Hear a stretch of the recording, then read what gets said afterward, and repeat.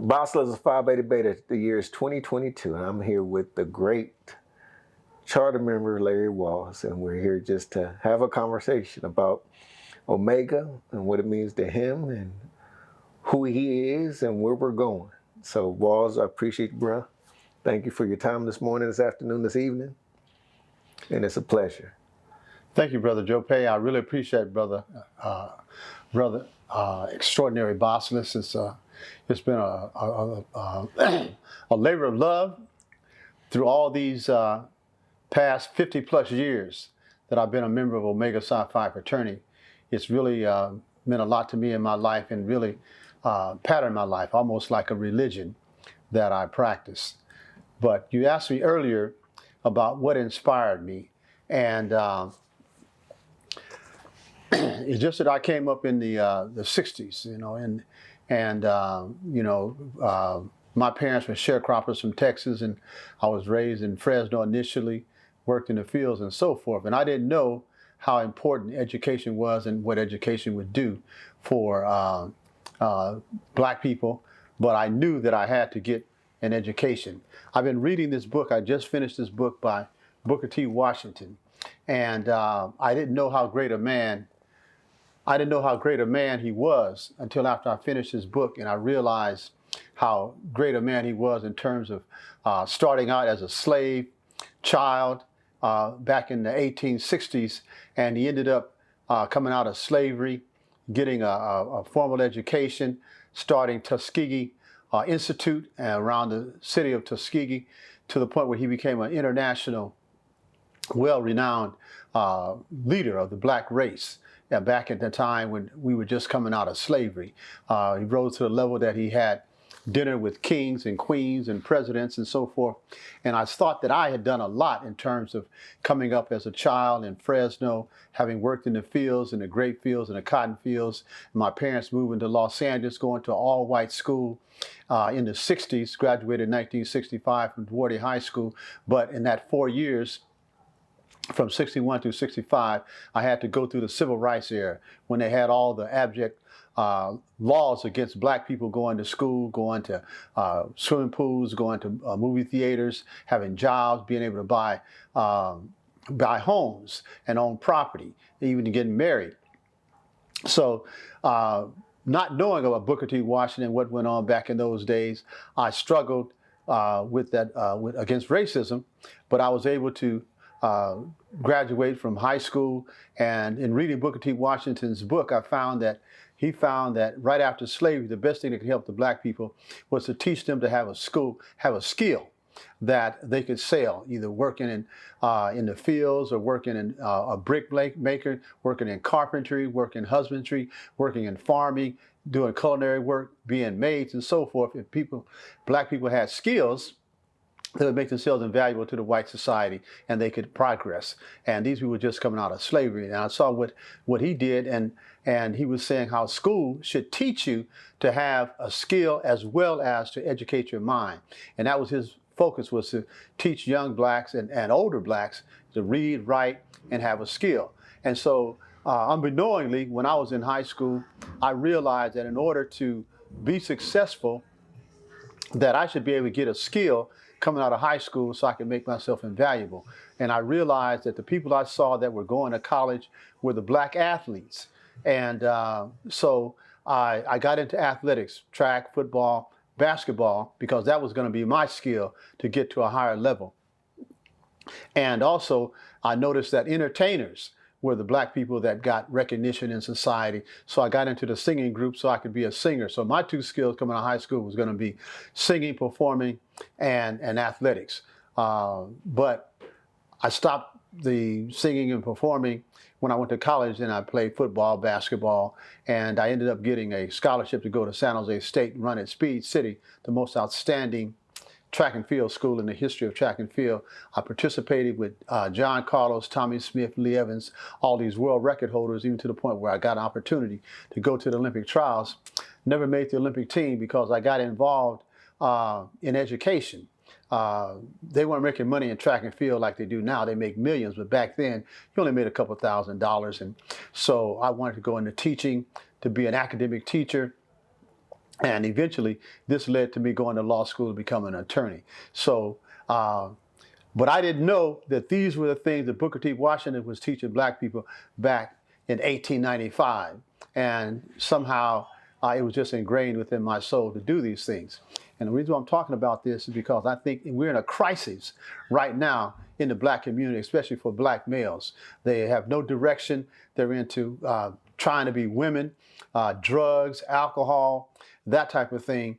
And currently, we only have like 40% of young black males are graduating from high school, and only about 10% of them are going to college, and most of them are not graduating. So we need to get back. Our black leaders need to get back to the teachings of Booker T. Washington, teaching these black kids, black men and young girls, to black young men and young women, to get back in those schools and get some skills that are going to be sellable in the white society. Learn how to become architects, learn how to become engineers, learn how to become auto mechanics, learn how to become housekeepers, learn how to become culinary artists. These are things that they can get good paying jobs and do things that are going to enhance themselves and their personality. So if ever anyone shows this to anyone of any leadership, I'm going to stress getting back to the principles of Booker T. Washington, that whole concept of cast down your bucket where you are and get your people from your community to enhance themselves and to a greater extent. Now, all of us, the Omegas, we're into that talented 10th, W. Du Bois, we're all going to become rich millionaires, and hopefully we're going to go back in our communities and help our people, because as far as Omega Psi Phi fraternity is concerned, our cardinal principles are manhood, being a strong, forceful person, working, scholarship, getting a good education, perseverance, never giving up no matter what task is before you, and uplift, reaching back into the community and uplift those that are not as fortunate as you are. Those were the principles that our founders focused on. And they said of all those four, uplift was the most important. And we're at the point now where we need to be uplifting our community, get back in those schools and get these young black males back on a positive course and get away from trying to be women, sagging their fucking pants, showing their drawers and that type of thing, smoking drugs and that type of thing, and drinking a lot of alcohol. That's my message that I want to leave behind to young men that come behind me 100 years from now. They'll know that this was a foundation for the black masses, because we have all kind of historical black leaders. Marcus Garvey taught the Back to Africa movement, self-help. He was preaching the same things that Booker T. Washington was teaching. You got Elijah Muhammad.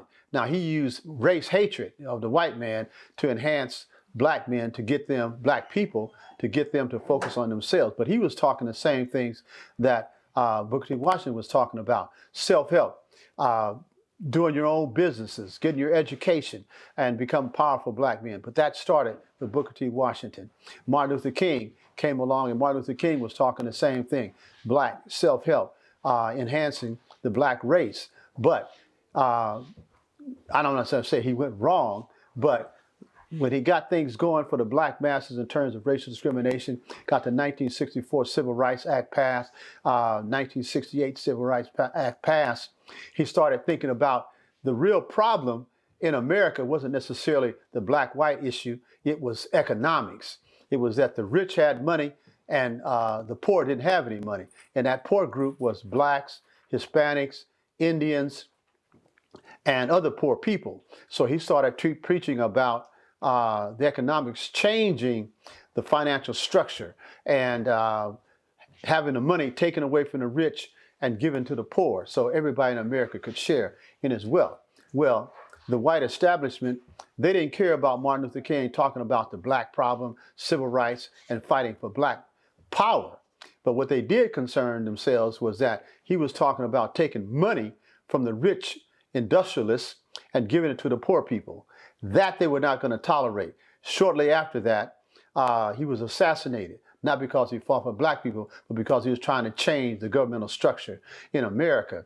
And his speech, the I Have a Dream speech, he talked about he had been to the mountaintop and he had seen the promised land, but he may not get there. Just like Moses was talking about the Jews coming out of Egypt. He may not get to the promised land, but we as a people, we're going to get to the promised land. And because I'm sure he had been threatened that if you don't stop talking about the economics, and he was against the Vietnam War, and this was the military-industrial complex, they did not want that type of thing coming about, and so they assassinated him. So we got to get back to, and all I'm saying is that all these great black leaders, they based their concepts of black prosperity on Booker T. Washington. And to Phi Beta Beta chapter, I just want to say, you've been some outstanding young brothers. You helped us take a dream like Martin Luther King and put it into fruition so that we became an outstanding chapter. We've been 12th District Chapter of the Year, I think 3 times, International Chapter of the Year. I think we just was awarded the 12th District Small Chapter of the Year, and we're in competition for the 2002 International Chapter of the Year. So the chapter we started in 1983, you're carrying on in 2022. It's just a phenomenal thing. And I know with brothers like Joe Pay here, who's a bossless, Brother Robert Taylor, who is our conscience, and our photographer who's recording this, Phi Beta Beta will go on to historically become one of the greatest chapters of all time. And Yes, I have we will. here, if I might, brother. Take your time, Brother Walls. It's you. We Brother on your schedule. This is a document from Rosai chapter. Rosai chapter is a chapter in Tennessee, at Tennessee State. They call it Bloody Rosai, which is supposed to be one of the most outstanding chapters in the history of Omega Psi Phi fraternity. And so they did something that a lot of chapters are want to do. They started an alumni chapter of Rosai chapter because they didn't want to join all other graduate chapters. They want to stay in their own little niche. And that's the same thing in Xi Gamma chapter. I was initiated at Xi Gamma chapter in 1968. My line was a long time ugly 8. We pledged for 9 months, which was extraordinary back in the 1960s, back in the days when they really did it the hard way. And there was 28 of us started, 8 of us made it. I was number 6 on my line, and after I got into the fraternity and became bossless and so forth, for some reason they nicknamed me the Xi Gamma chapter High Executioner. Why I got that name, I don't know. However, it's just something that stuck with me for a long time. But I'll only say this because the brothers in Xi Gamma chapter, a lot of them didn't want to join other grad chapters. They started an alumni chapter of Xi Gamma chapter, which I'm a member of the alumni chapter, but I think all undergraduates need to join graduate chapters, but some people don't want to leave that undergraduate experience, so they have started these alumni chapters of their undergraduate chapters because they think that the process that they went through makes them a better brother than a lot of the brothers that came through other graduate chapters.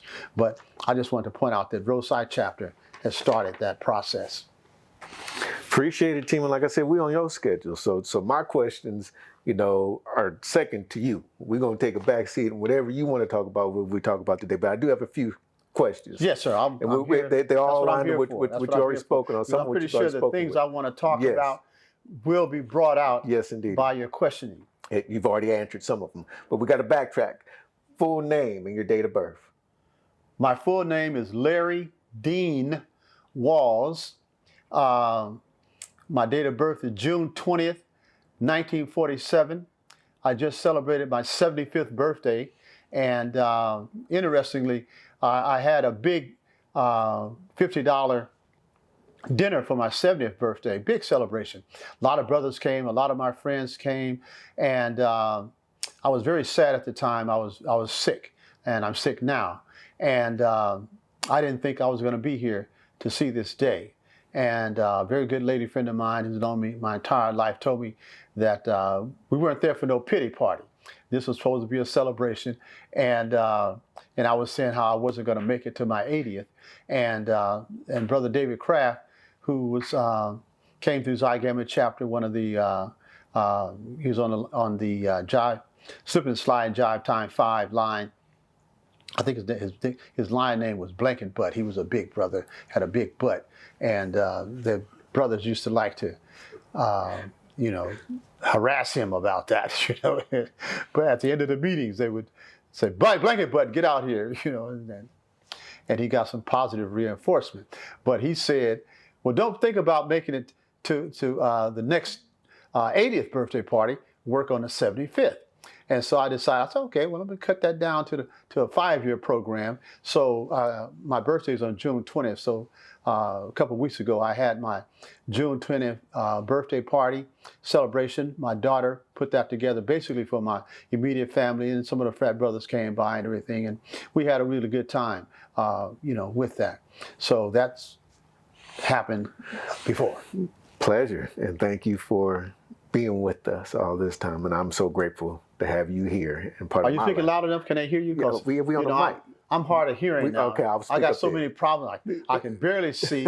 I can barely hear, and I got to talk loud. You got your hearing aids on? Yeah, I got to talk loud, so I can know that people can hear me. My daughter always tells me, "Daddy, why are you talking so loud? Get a hearing aid." I said, "No, people just gonna have to say what? There you what? go. No, Brandon's done a great job, and these mics will pick up everything, so we good. But I'll speak up for you. Where were you born and raised, Tim? I was born in Fresno, California.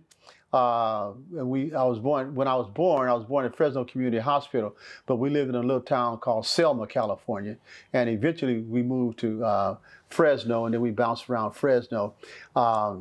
See, back in those days, back in the 40s and 50s, they had a big migration of people coming from Texas, Mississippi, Arkansas, Alabama, coming out to California because California is supposed to be the land of milk and honey. And they didn't have Jim Crow laws out here, at least that's what the people thought at that time. And they could find work. But most of the people that came, they were farm hands. My parents were sharecroppers from northeast Texas up around Carthage and the Shreveport area of Louisiana. And so they came out to California, and they went to up in the upper valley around Fresno because the big crop up there was cotton. And that's what they did in Texas and Arkansas. They picked a lot of cotton, so they went where the crops were. But around 1955, they invented, industrialization came into America, and they invented a machine called a cotton picking machine. And the cotton picking machine came in and could pick cotton faster and better than the black people that were working in the field. So they put all the black people out of work. So they had to find some work. Just so happens that you never know why things happen in life, but it just so happened around that time, they were building the freeways in Los Angeles County, the 5 and the 10 and the 405. And they needed laborers. So all the black people were out of work in Fresno, so they started labor unions. So they came to Fresno to get workers. And so they picked up all the people, not all of them, but they picked up my father and a bunch of other men, and they brought them down to Southern California to work on the freeways. So after my father worked on the freeways down here for about a year, he saved up enough money to take the rest of my family. There was 6 kids, and we moved to a little city called DeWarty. And so that's where I was basically raised. There was only 2 cities at that time in San Gabriel Valley that had black people. It was Pasadena, had some black people, and then there was a land developer named Lucky Baldwin. I don't know what his first name was, but they called him Lucky Baldwin. He had come out and he bought up that area. It's Arcadia now, but he made it a big ranch where they have the Arcadia racetrack, and he needed laborers, farmers, and people to work on his ranch. So he went to North Carolina, and he got a bunch of blacks, and he brought them back out, but they couldn't live anywhere but on his ranch. So he arranged with the city of Monrovia to get a small section so that they could have the black people move off of his ranch and move into this little black section. And so that was initially what he did. But all this land belonged to a Hispanic person named Andrews DeWarty. And Andrews DeWarty was a corporal, I think, in the Mexican army, but he did something that the Mexican government gave him all of Southern California as his land. They call it the Rancho DeWarty. But when the Californians came in and took California from Mexico, they wouldn't honor his land grant. So he fought the California government, and it went all the way up to the U.S. Supreme Court, and he finally won his lawsuit. However, by the time he won his lawsuit, he had to sell all of his land, and he had just a small piece of land left, which became the city of Duarte. And so that's where we ended up. And he allowed blacks, Indians, and Mexicans to live on his land. So that's where we lived initially. Eventually, around 1960, I think around 1960, my parents finally they saved up enough money, and we ended up buying a house in Duarte proper because they had changed the laws and said that black people could now buy some land. But I thought it was because we lived in the city of Duarte. But actually, we lived, that little section we lived in was part of the county of Los Angeles. So therefore, they didn't have the redlining laws where they wouldn't let black people buy land in the city of Duarte. You couldn't live in the city of Duarte proper. But they had that one little section that was LA County, and you could buy. So that's what my parents bought, and that's where I was raised. Now, you spoke of your siblings, 6 of them, right? Yes. Are they still all with us? No, my oldest brother was named John Walls. He was the first of my siblings, and he was an inspiration to me because he was the first person in our family to graduate from high school, and he was a football player extraordinaire. So he was an inspiration to me in terms of academics and also in sports. He passed away about 4 years ago, and my second sibling was Marie Walls, and she was the most, in my opinion, the nicest person I ever knew in my life. And she was my big sister, and she took care of me when I first went to high school because I was such a little bitty guy, and my mother told her she better take care of me, so she did. And she died young. She had a lot of health problems, and she died when she was 55 years old. I think she died about 15 years ago. And what really impressed me the most was when I went to see her about a week before she passed away. We were sitting up talking about life and everything, and she was crying, and I was really sad. I was crying with her because she was only 55 years old.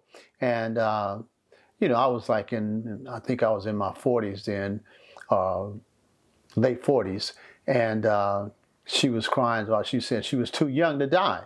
And I you know, being in my middle 40s, late 40s, you know, I thought that was kind of old, you know, 55. I didn't know, but now I realize my sister was right. You know, 55 was really too young to die, but she passed away.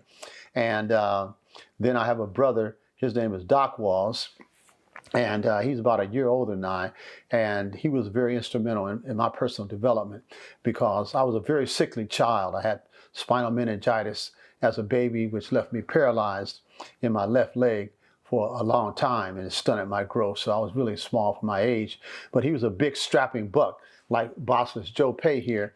And so kids are very mean. So he used to beat me up almost on a daily basis because actually we were only 11 months apart.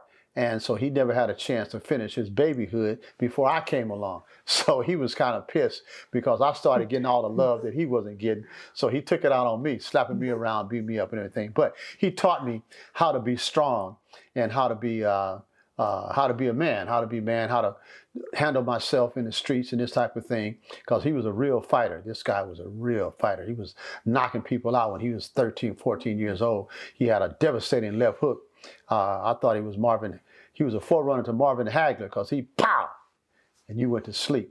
So he taught me that, you know, how to be strong and how to be tough. And then the next was me. I was the fourth child, the middle child. And then after me, I had another brother who was born, Daniel Walls. They called him Big D now because he became a big, strong, powerful person.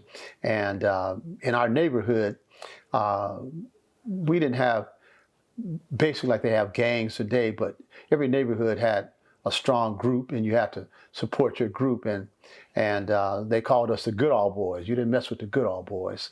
And so he became one of the toughest guys in the good old boys, and they nicknamed him Big D because he was big, and he was from Duarte, and his name was Daniel. So he had all that D going for him.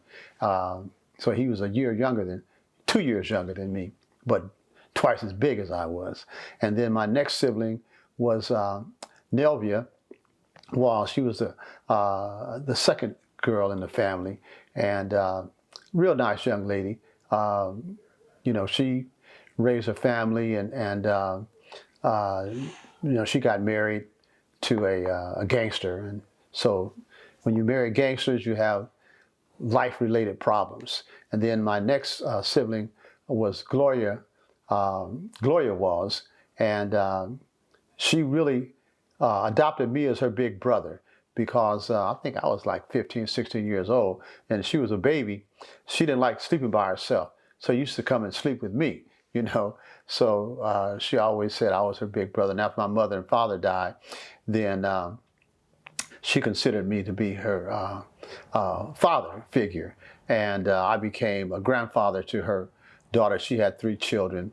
I didn't talk about all my other siblings' children, but because she adopted me as sort of like a grandfather and a father to her children because she divorced at a young age, and I helped her raise her 3 kids: Samuel Atlas Bullock Jr., Dana Bullock, and Shantavia Bullock, and Jayla. So those are her granddaughters, my grandnieces. And let me see, I think, and my baby sister was Joanne Walls, and she was named after my great aunt, my aunt who was instrumental in my life, died when she was 102, Josephine Brown, and her name was Josephine, so they named her Jo. My mother's name was Ann, so they put it together, got Joanne. And she's been a very positive young lady. You know, she graduated from Cal State Los Angeles and became a prison guard. And she retired from that, and she's married. She lives in Banning, California. So those basically are my siblings. Now, your immediate family, your kids. My immediate family, well, I've had a very multi dimensional family, kind of like Booker T. Washington. Booker T. Washington had 3 wives, and I've had 3 wives. My first child was Tiffany Malika Walls, and her mother is Michelle Kilgore. And Tiffany, Michelle and I, we split up when Tiffany was about 2 years old, but I stayed in her life, and she spent every other weekend with me and every summer with me. So it was like she lived with me as well as with her mom. And she was an outstanding young lady in high school. She's a 4.0 student. She played basketball, and she got the nickname the chairman of the boards because she was so good at rebounding. And she really broke my heart because she played very well, and she got offered a full ride scholarship to Ivy League Yale University, and she turned it down. I couldn't believe it because she didn't want to go back east, you know, and she wanted to stay out on the West Coast. But she did well, you know. She ended up getting an academic scholarship, not a sports scholarship, but an academic scholarship to go to UCLA, and she graduated from UCLA. And after graduating from UCLA, she worked as a legal secretary in a big law firm in Century City, and she decided to go to law school and become a lawyer like her father. And she went to University of Miami Law School, graduated with honors, cum laude, and came back to Los Angeles, passed the California bar, and she's been practicing law for about 15 years. And now she works for a big law firm, an insurance defense firm down in downtown Los Angeles. So she's doing quite well. She's doing quite well. She hasn't been married yet, doesn't have any children, and she says that's not necessarily the way she wants to go with her life, but she's planning on it.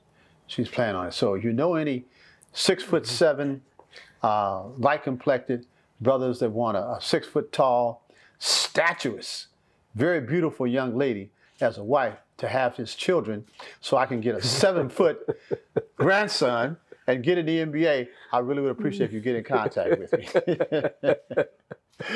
I tried to turn her on to a couple, you know, and she told me, Daddy, you know, stay out of my life. You know, let me handle that myself.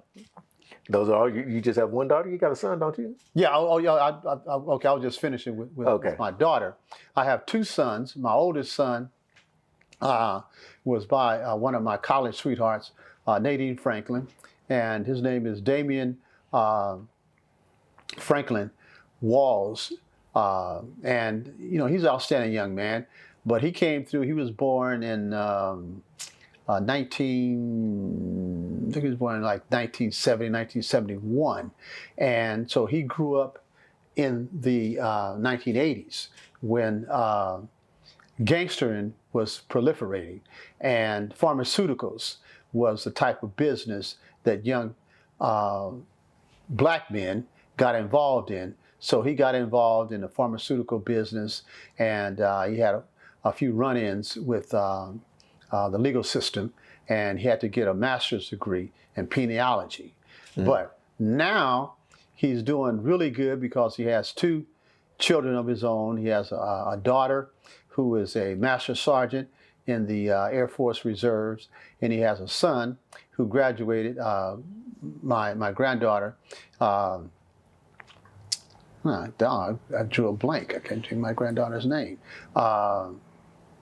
Devaney Walls, and she lives down in Georgia. Extraordinary young lady, 26 years old, and she's already bought 2 houses because she says she wants to be a real estate mogul. I said, well, you're well on your way. And his son is named Shakim, Damian Shakim Walls Jr.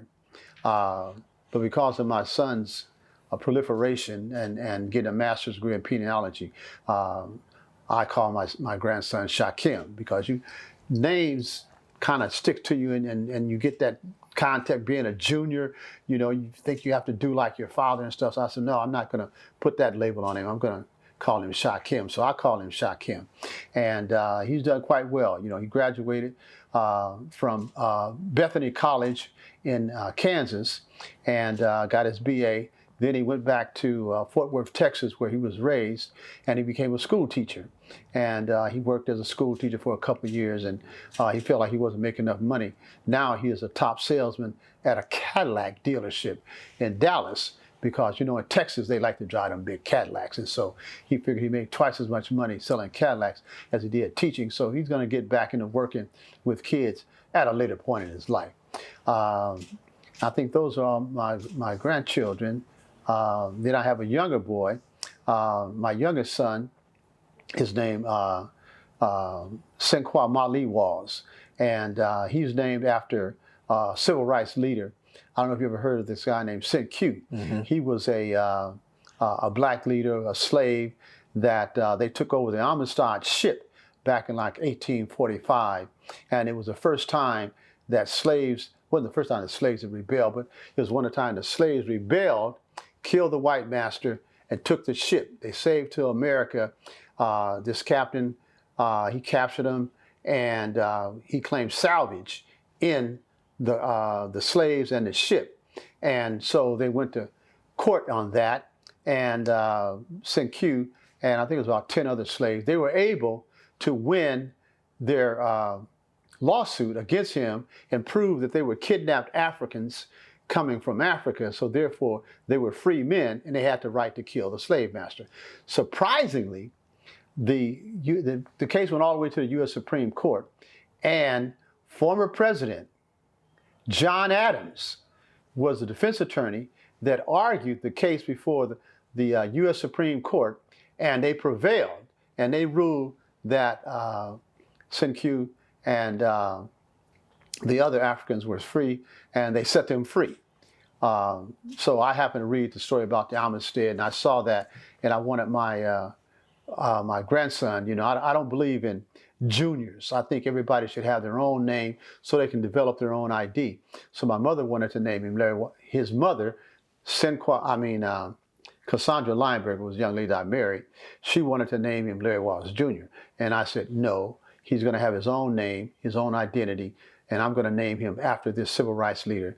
But down in, I guess they came from the Caribbean, which was owned by French people. And so the translation of Senq in French was Senqua. So Senq had a bad name at the time, so I didn't want to label him with that, so I named him Senqua Mali Walls.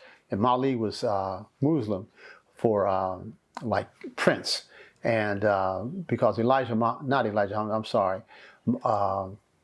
Malcolm X, his middle name is Malik. So I dropped the K because it means prince, and I made it Mali, which means prince. So my son's name is Senqua Mali Prince Walls. And he's doing quite well. He is a very well-renowned actor. He went to Beverly Hills High School, El Segundo High School, and after graduating from high school, he went to USF, University of San Francisco, got his BA there in communications, and he ended up being he was a basketball player. He ended up being going into commercials, and then he went into the movie industry, and now he's a big-time actor, really big-time actor. And he just landed his last role. He told me he's going to be playing in this movie called White Men Can't Jump, and it's a classic. And what is the black actor that played? Wesley Snipes. Wesley Snipes. Wesley Snipes played the black actor. So he got Wesley Snipes' part, and he's going to be the star of that movie, White Man Can't Jump. And he has a son. His son is named Senqua Mali Walls Jr. In spite of what I said about no juniors, he named his son Senqua Mali Walls Jr. Because some people are egotists and they want a junior. I'm not an egotist. I didn't necessarily have to have that. I wanted my son to develop his own character. And he ended up developing his own character, became a superstar actor. But his grandson, his son, is a very outstanding basketball player, and he plays at Fairfax High School. Last year, he was on the Fairfax team. They won the city championship. And so his dream is to be a NBA basketball player. And right now, he's about 6'5", 6'6". And so I told him, I said, well, there's 2 million guys that come out of college every year, and they want to be NBA. Everybody thinks they're going to be an NBA basketball player, but they only draft about 40 guys in American colleges. The other 20 come from all over Europe and Africa. So the chances of you being one of that 40 are very slim. So you got to come up with another plan, and your plan B should be, your plan A shouldn't be NBA basketball. Your plan A should be go to college and get your education, and then your plan B should be playing NBA if that's what you want to do. And so he said, Grandpa, I don't know, And I said, well, what is your plan B? He says, my plan B is going to be based on my plan C. And I said, okay, well, what is the plan C? To be an NBA basketball player. Right. So he's singularly focused there. Yeah, so I said, okay. And he's doing quite well. He's doing quite well. So I'm very pleased at his progress. We're blessed. We're going to continue on with the next question, if you don't mind, sir.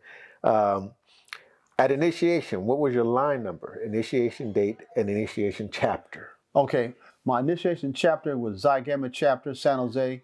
I was initiated on June 22nd, 1968. There were 6 people on my line. My line number was 6. And I was the singer of One More River. One more river to cross, one more mountain to climb, one more mountain, one more river before I reach Omega land. So that was our theme song, and we really enjoyed that. It was my pledge period was an extraordinary experience. I've never enjoyed so much camaraderie with other men, and I never developed such love for an organization as I did for Omega Psi Phi fraternity.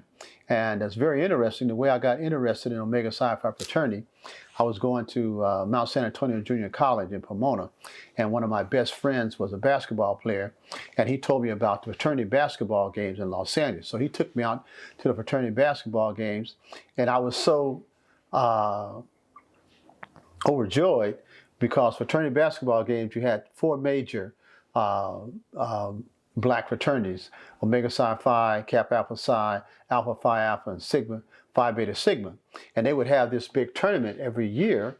And then they had the sororities, which was the Delta Sigma Theta sorority, AKA sorority, the Sigma Gamma Rhos, and the Phi Beta, Phi Zeta. Beta, I think it was Phi Beta Sigma, Zeta Phi Beta. Zeta Phi Beta, and they would all come to this they had this big confab for about 6 weeks, and it'd be all these black people. I'd never seen so many black people in my entire life being raised in a white community. So I come to Los Angeles, all these black people, and the frat games was just tremendous. All these black players, and they were just really playing some great basketball.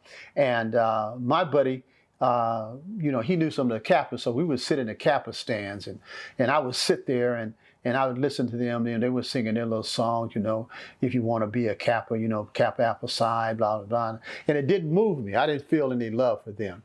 And I was watching the basketball game, and I looked over and I saw this stands. I saw these guys and the young ladies in this purple and gold. I said, that's really, I like those colors, that purple and gold colors. And the Kappas were kicking their ass. But the Qs would jumping and shouting in the stands, and they were cheering, and the cheerleaders was flipping, and they're throwing girls up in the air, and they had a band, and I'm like, I need to be over there with them people. Them is my kind of people.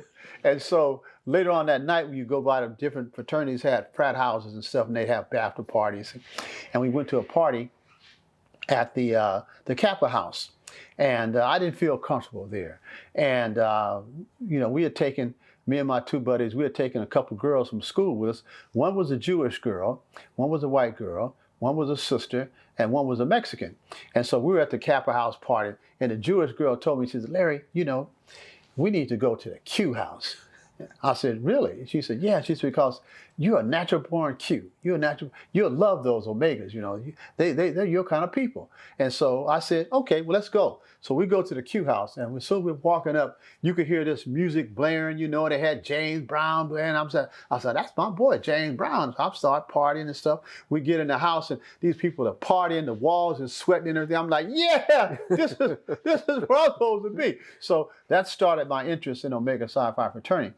And then after I ran track at San Jose, one of our track athletes had got a scholarship to San Jose the year before. And he told me I needed to talk to the coaches at San Jose State, because at that time I had one of the third best time in the state of California in the 440 hurdles. So I was pretty high on the recruiting list. So I said, okay, well, so the coach talked to me, and I happened to be at the Fresno relays. And so the coach was recruiting me. So he had me sitting with the wife of Lee Evans and the wife of Tommy Smith. And these two brothers had just broke the world record in the 800 relay and a mile relay. And I'm like, wow, I get a chance to sit with these world record holders' wives. So I go sit with them. I watched them break the world's record. And I said, man, I sure like to go to that school and run with the world record holders. So the coach told me, he said, we're going to get in touch with you. We want you to come check our school out. So a couple of weeks later, they called me, and I went on a recruiting trip to San Jose State. And they had Lee Evans, the world record holder, show me around to interest me in the school. And I'm so, just because he talked to me, I'm ready to go. And so they wanted to show, whatever kind of black experience they had on their campus. And the only thing they had was the Omega Psi Phi fraternity house. Xi Gamma chapter had a fraternity house on Fraternity Row at a white university, which was historical. And so I went to the Q house and everything, and I met two of the brothers. And I'm already sold. I said, but this really did it. They got a black fraternity with fraternity house. I'm coming to this school. And but then I kind of had reservations, because I met two of the brothers from the track team, and they were Omegas. One was Cornelius Frazier, was a triple jumper. The other was named Howard Butler, and he was a long jumper. So we go in. At that time, mind-expanding substances was very prevalent. And so I go into the fraternity house. I wasn't into that type of thing. And these guys were up on cloud 9. And they were talking kind of, out there. And I'm like, Jesus Christ, these are Omegas? And this is, they're on the track team? I said, I don't know, So then the next day I talked to the coach. And the coach said they were very interested. They wanted me to come to school there. And I said, well, okay. He says, well, the problem is, we don't have any full scholarships available. And I'm like, oh, man, because I'd already been offered a couple of fall scholarships to Long Beach State, San Diego State. USC had talked to me. And I said, well, I don't know, maybe I have to go to one of those schools. And then he said, what we can do, we can offer you a partial, 50%. And I said, okay, what can I get? You know, he says, well, we can give you room and board. You know, you get to stay in the dorms and you get 3 meals a day. I said, oh, well, that sounds good to me. And then he said, well, plus you get the Pell Grant, which is going to pay you like $150 a month. I said, you mean I get room and board, I get meals, and I get $150? And he said, yeah, and then we're going to get you a work-study job, you know, working in the cafeteria. You can make some money working in the cafeteria, and we'll get you a noonday job working at this elementary school. And I said, I'm going to get all of that, and that's only a partial? He says, yeah. I said, hey, I'll take it. I'll take it, because I was just going to come so I could run with the world record, but you're going to give me some money too? So I ended up going to San Jose State, and I ended up pledging fraternity. They had what they call a smoker, and they had all these guys come and talk about, you know, different schools they went to. We had people from Cal Berkeley, Stanford, San Francisco State, San Jose State, and I'd never seen young college men. You know, they're all dressed up, suited and booted. They were talking about fraternity. They were singing Omega Psi Phi songs, and they were doing marches, and they were quoting all these different poems. And I was impressed. I said, wow, these are outstanding men. Yeah, I want to be involved in this. And then two of the young track athletes, Gerald Dolphin and James Love, was on the track team, and they both said they were going to pledge. And because they asked me, and I said, I don't know, I have to think about that. You know, I need to know more about it. But they just stepped forward and said, yeah, we're going to pledge. And they were my good friends. And I said, well, hey, if they're going, I'm going. So we all joined, and James didn't make it, but Gerald Dolphin made it, and he was my best friend online. He's still my best friend. After 55 years, we still communicate at least once a week, and he couldn't make it today, plus he's been a little bit ill. You know, when you get to be in your 70s, you're going to be sick. It's just the way it is. The body is not a machine, and over time, the body's going to wear out. Some bodies wear out early, some bodies wear out late, and I'm in the fourth quarter, so my body's beginning to break down a little bit, but hey, I'm looking and digging. Perseverance. Yes, sir. Perseverance. We are so grateful for each and every moment and thought that you've shared with us. Continuing on, next question, what office positions have you held in Omega Psi Phi? Well, I started out being the vice president of the Lampados Club, which is our pledge club. I ended up being the bossless, or the president of the Lampados Club. After we got initially made, I was the vice bossless of Xi Gamma chapter. Then I became the bossless. But the most important position I held with Xi Gamma chapter was the liaison between our support group, which was called the QTs. It was about 30 young ladies that supported the fraternity. And I was the liaison between the brothers and the young ladies. And so I had to represent the brotherhood with the young ladies. And so that was the most important position I think I held. But then after that, I went to the conclave. We had a conclave in Pittsburgh. And I think that was in 1971. And I was able to convince the international body that they had just started a program where they initially only had one undergraduate on the Supreme Council, which was the second vice grand bossless. But we as undergrads decided that we had to have more representation on the general body. So they were going to add 3 additional undergraduates to the Supreme Council. And so they were going to come from all over, and they had all these brothers that were vying for the position from all over the nation. And I just happened to be, I don't know where I was, but Brother John Bostic, who was the bossless of the chapter when I was initiated. And Brother John Bostic was an incredible man. And there's some people that impress you and some people that can get you to do anything. And John Bostic was that man for me in Omega Psi Phi fraternity. And there was nothing that Bostic wouldn't ask me to do that I wouldn't do. No matter what it was, I would do it. I could not say no to John Bostic. So Bostic found me and said, hey, Walls, they're having this big meeting with all the undergraduates, and they're talking about picking undergraduate representatives for the Supreme Council. So you need to go into that meeting and put your word in. And I said, yes, sir, yes, sir, yes, sir, Brother Bostic. I still call him Big Brother Bostic. Even to this day, I call him Big Brother Bostic. He died about 3 weeks ago down in Belize. He started a nonprofit organization in Belize, and he passed away. But even to this day, I call him Big Brother Bostic. And I said, yes, sir, Big Brother Bostic, I'll go to the meeting. So I go to the meeting, and everybody's in there giving speeches and everything. And so they said, anybody else want to speak? And I said, I'd like to speak. And they said, yeah, brother, what's your name? I told my name, my chapter, where I came from, and so forth. And then we talked about the representation. And I said, well, you know, the second vice grand bosses, we're gonna pick our own choices. We're not gonna let the grass pick the choice, because the grass would pick who they wanted, and they weren't gonna pick anybody from the West Coast. So I said, now we already have Brother Robert Taylor. You know, he's from Boston University, blah, blah, blah, blah. And he's an outstanding man, and he's very articulate. So we should pick him as our second vice grand boss list. And then up north, we had a brother named Parham from Chicago, and Parham was very exceptional. I said, well, we need to pick Brother Parham from there. And then they had a brother named Warren Jones, who came out of Dallas, Texas, you know, and Warren was very, very articulate. He was a very strong force for it. He was kind of older than the rest of us.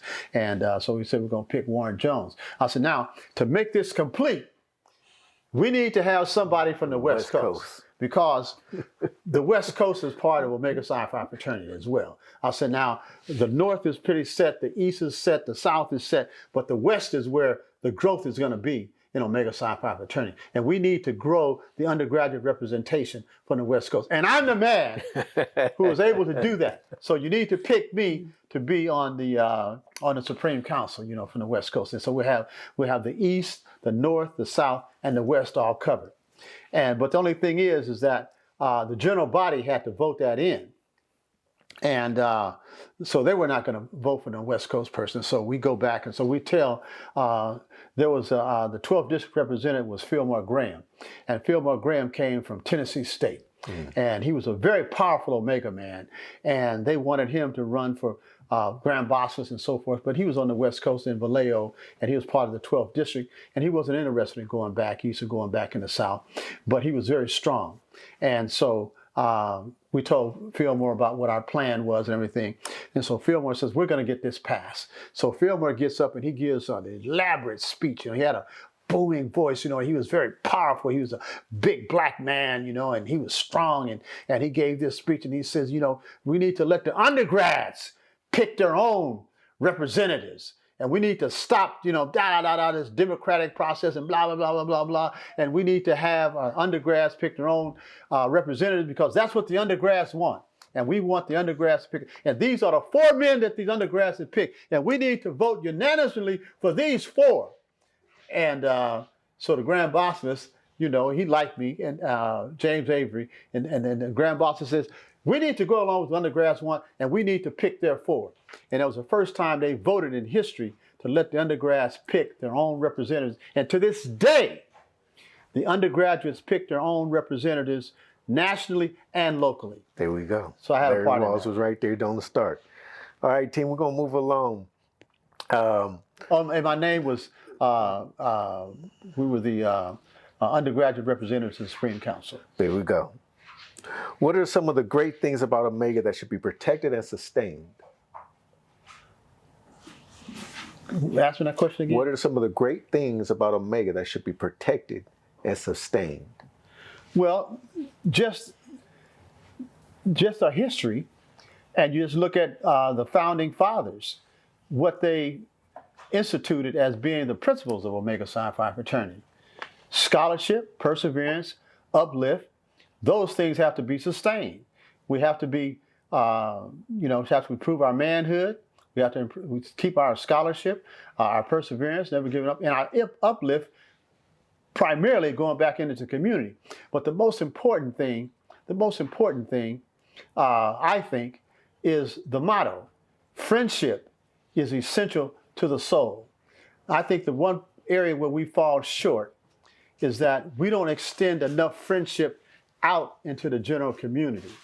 We have a tendency to localize our friendship within the Omega Psi Phi fraternity, and we don't extend it out enough to the general public. That's the only thing I think that we should improve on. So now looking back at 1983, you got together and chartered Phi Beta Beta. What was that moment to you? Well, it was. You know, I always feel that you should do something outstanding and exceptional, not to be happy and content with the status quo. Because I remember when we was pledging Omega Psi Phi fraternity, Gerald Dolphin was a young man. You know, he graduated from Dorsey High School when he was 16 years old, and he was initiated into Omega Psi fraternity.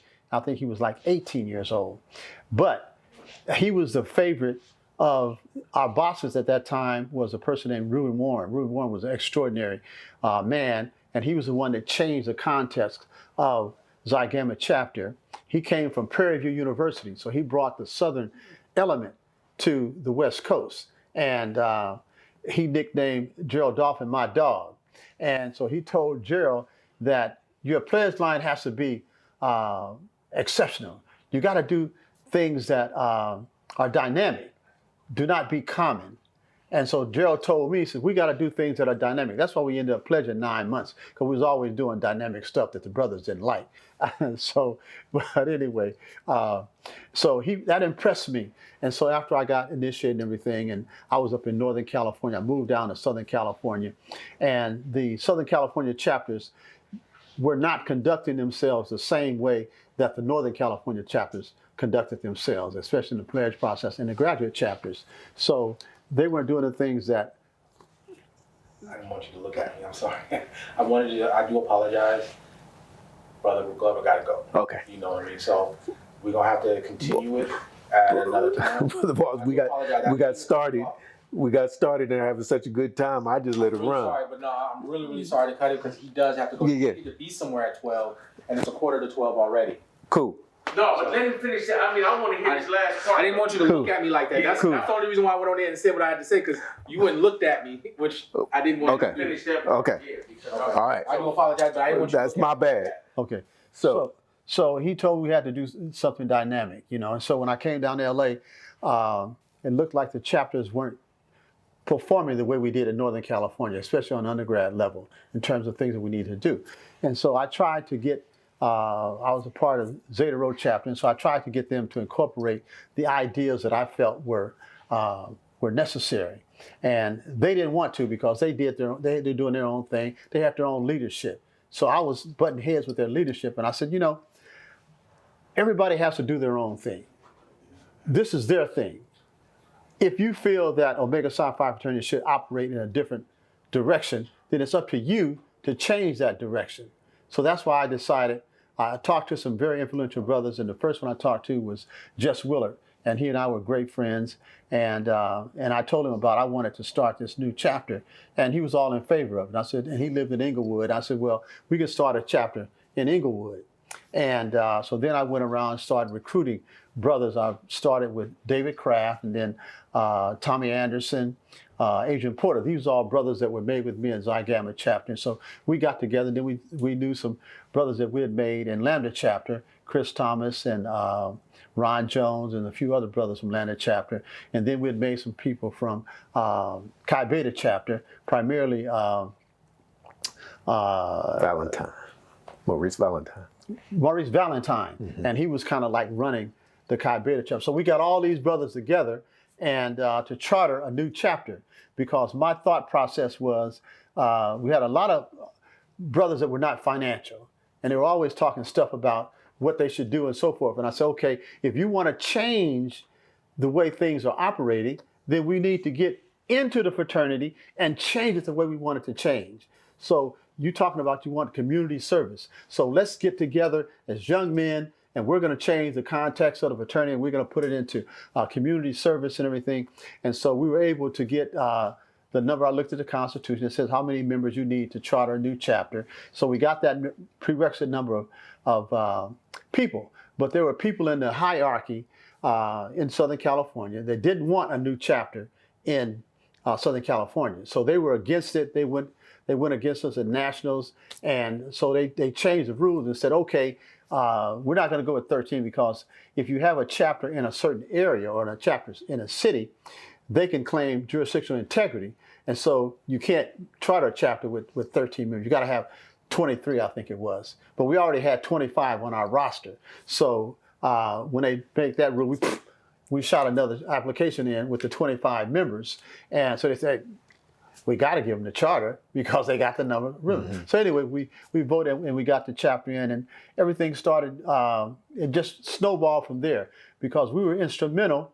Our first chartering year, we got the 12th District Chapter of the Year because we chartered, we got all those financial brothers and everything, and they thought that was outstanding. And we started the Phi Beta Beta program based on our initial thing in terms of going back in the community was going through education, getting back into schools, giving out scholarships and that type of thing, having these community service events and everything.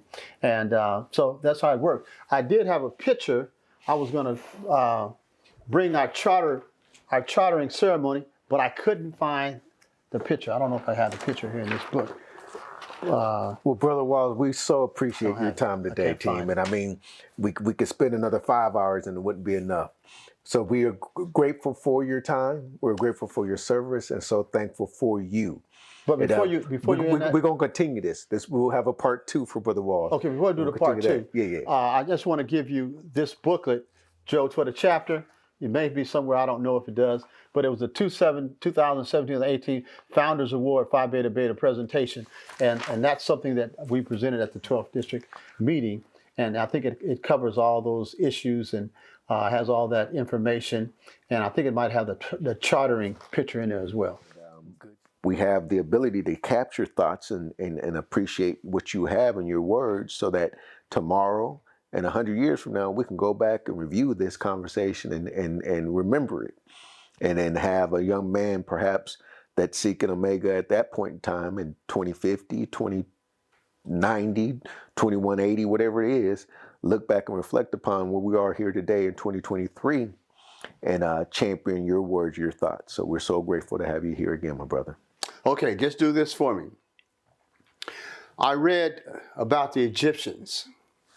And they talked about eternal life. And historically, everyone tried to figure out how the Egyptians evaluated eternal life. And they said, if you preserve the body and you speak that person's name, they will never die. Okay. And that was Ramses the Great. Mm-hmm. So I told my daughter to mummify me and always speak my name. Okay. so I can live forever. Yes, sir. Well, we'll champion the portion of always speaking your name because new initiates coming under Phi Beta Beta are challenged to recall the charter members of Phi Beta Beta. And that remembering and recalling the charter members, speaking your name, will happen as far as I know, as far as I claim, and I proclaim it here today with you, that every line under Phi Beta Beta will be mandated to recite and recall the members that chartered Phi Beta Beta. And Brother Larry Walls is one of those great names that we will champion and have championed and will continue to champion. So like you just said, your name will never die. It will forever be spoken out of Phi Beta Beta's mouths. Wow. That's tremendous. I know back in 1981, 82, 83, when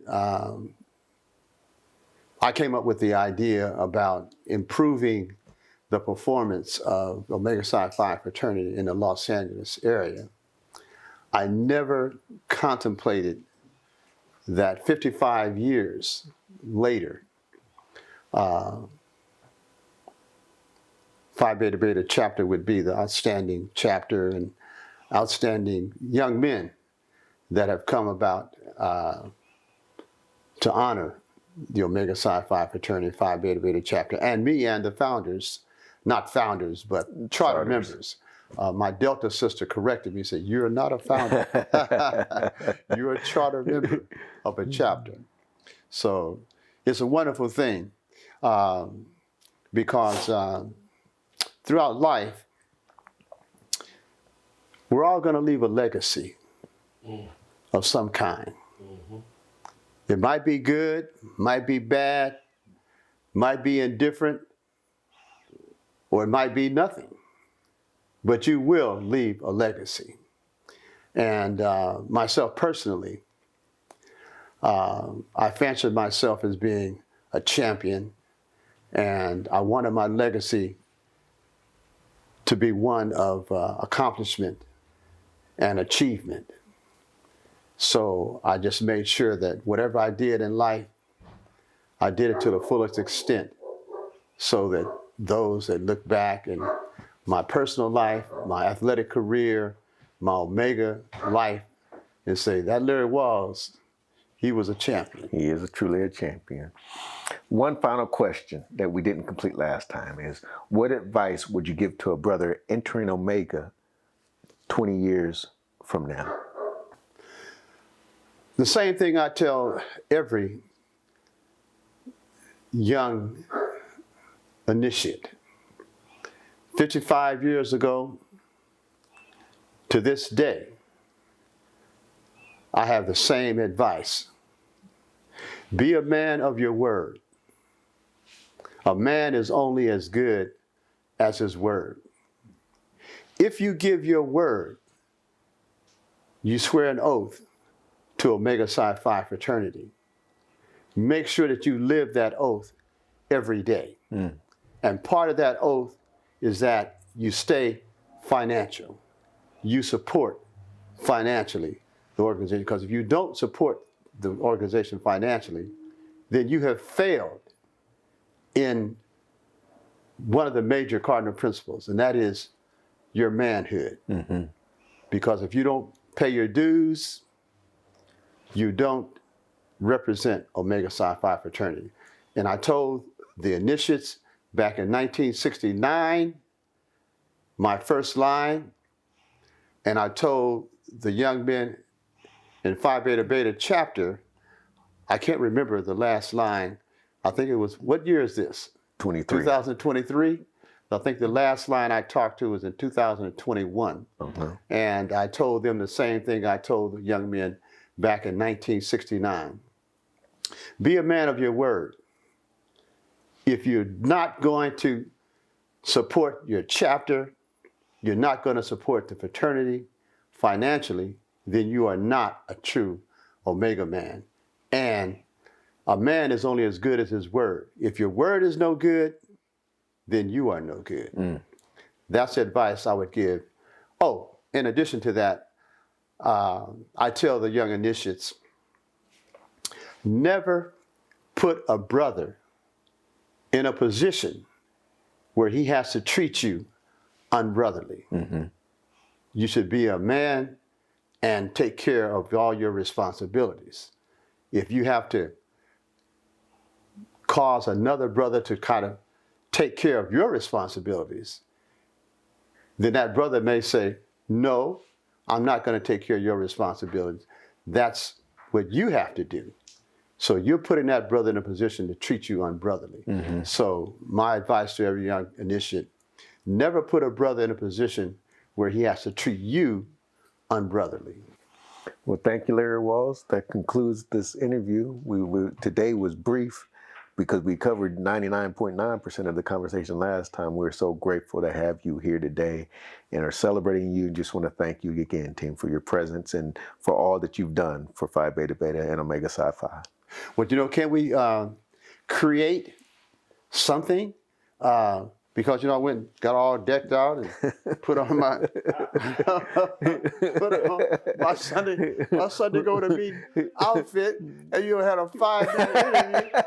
Took me, with my old broke down self, took me like an hour to get dressed, you know, comb my hair, brush my teeth, you know, put on some deodorant and all of that. And then you say, hey, you had a 5-minute interview.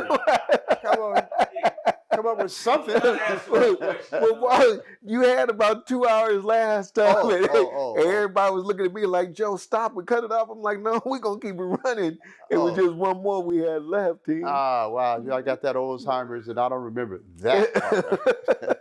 But it's been a pleasure, and it's been an honor, and I'm really thankful that you young men respect me and verbally the way you have and the way you do. I just try to live, as Martin Luther King would say, a committed life, you know. Well, we respect and honor you, Brother Walls. You champion the chartering of Phi Beta Beta, that when the earth moved for all of us at different stages, different times. For me, it was 99, in 2004, and 2009, and beyond, 2021, 2022, when the earth moved underneath our feet, it directed us to Inglewood. And lo and behold, who knew the why or what moved us to Inglewood, but there was a reason, there was a purpose, so that we can meet great men like yourself. And thank you for chartering Phi Beta Beta, for being a member of Omega Psi Phi. So that purple and gold that you wore inspired us. And now we are here today trying to continue that legacy, that leaving that footprint, that leaving that legacy that you championed and asked us to do. We'll continue that. The bosses that I am today, my next step is to make sure my successors are in position to succeed. And I've been, listening to you all the time. We speak, 2 or 3 times, throughout the year, and I'm asking questions about, what does it take to be bossless, and then lead the chapter. So we'll continue the conversation a little bit. From your perspective, what does it take to lead a chapter? Just to be a man of your word, follow the cardinal principles of Omega Psi Phi fraternity: manhood, scholarship, perseverance, and uplift. Do those things that are manly. Educate yourself and your brothers. Persevere through the hard times, because there are times when brothers will fall by the wayside. And for some reason, membership always want to challenge the leadership. They put you in a position of leadership, and then they want to abandon you, and then they want to pledge you to see how you overcome adversity. But keep that in mind in terms of your perseverance and your uplift, to always be trying to uplift the brotherhood and your community. Make sure the brothers are involved in community activities and everything like that. And if you do those things, then you'll be a good bossless. But remember the motto of the fraternity: friendship is essential to the soul. Brothers have a tendency to think that their friendship should be localized to the brotherhood, but it shouldn't. The friendship means go out into your community, to involve your community in Omega Psi Phi fraternity activities. That will make you successful as a bossless and as a fraternity brother. Well, Brother Walls, we thank you. We will continue the conversation and further this as we move forward in life. But this portion of the interview is completed. And again, I just want to thank you, bro. Amen. Amen. Help you out, team. Yo! Yeah!